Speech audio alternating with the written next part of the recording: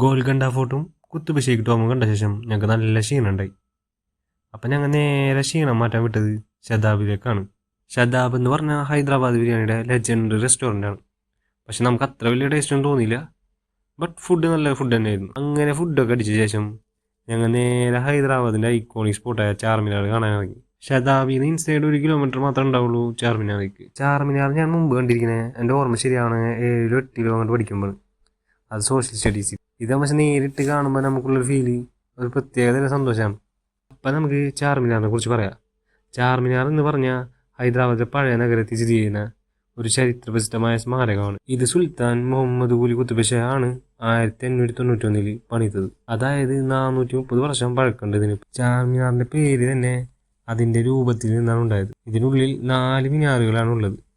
അതുകൊണ്ട് തന്നെയാണ് ഇതിന് ചാർമിനാർ എന്ന് പേര് വന്നത്. ചാർമിനാറിന്റെ മുകളിൽ കയറണമെങ്കിൽ നിങ്ങൾ രാവിലെ 9:30ക്കും വൈകിട്ട് 5:30ക്കുള്ളിൽ പോകണം. ഓൺലൈനായിട്ട് ടിക്കറ്റ് എടുക്കണമെങ്കിൽ നിങ്ങൾക്ക് ഒരു 20 രൂപ ആവുള്ളൂ. പക്ഷെ നിങ്ങൾ ഇത് ഓഫ്ലൈനായിട്ട് എടുക്കണമെങ്കിൽ 25 രൂപ അവർ നിങ്ങളതിന് മേടിക്കും.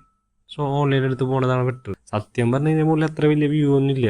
പക്ഷെ ഇവിടെയും വരെ വരുന്നതാണല്ലോ, നമ്മൾ ഇത് കാണുന്ന പോലെ. അതാണല്ലോ അതിൻ്റെ ഒരു ഇത്.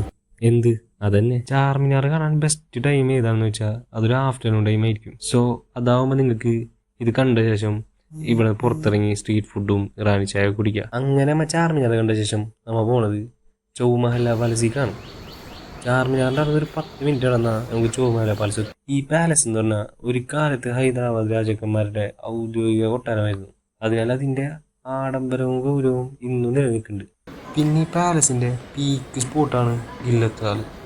ഇത് മനോഹരമായ ക്രിസ്റ്റലുകളും ലൈറ്റുകളും പ്രത്യേക ഫർണിച്ചറൊക്കെ ഉള്ള നമുക്ക് അത്ഭുതം തോന്നിക്കുന്ന ഒന്നാണ്.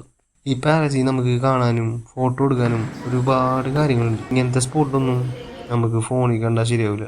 ഞങ്ങളുടെ ഈ ചെറിയ ഹൈദരാബാദ് യാത്രയിൽ ഞങ്ങൾ കവർ ചെയ്തത് ഈ പറഞ്ഞ സ്ഥലങ്ങളാണ്. സോ ഇത്രയുള്ളൂ ഞങ്ങളുടെ ഹൈദരാബാദ് യാത്ര.